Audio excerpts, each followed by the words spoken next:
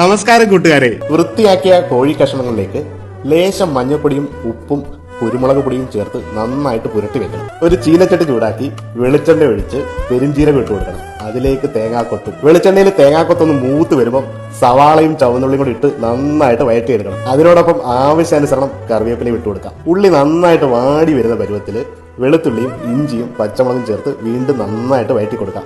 ഇഞ്ചിയും വെളുത്തുള്ളിയും ഉള്ളിയോടൊപ്പം ചെറിയ ചൂടിൽ നല്ല റോസ്റ്റ് പരുവത്തിൽ വരുമ്പോൾ നമുക്ക് മസാല തയ്യാറാക്കാം. ചീനച്ചട്ടിയിൽ വാടിയ ഉള്ളി ഒരു വശത്തേക്ക് മാറ്റി മഞ്ഞൾപ്പൊടിയും എരിവുള്ള മുളക് പൊടിയും അതിനോടൊപ്പം മല്ലിപ്പൊടിയും ലേശം കുരുമുളക് പൊടിയും വേണം.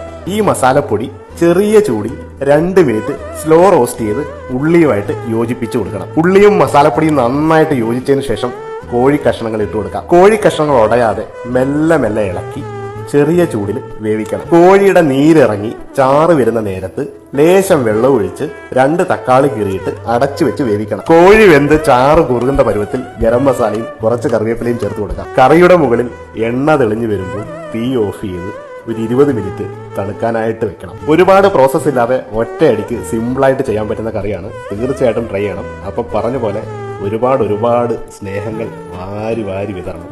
Thank you so much.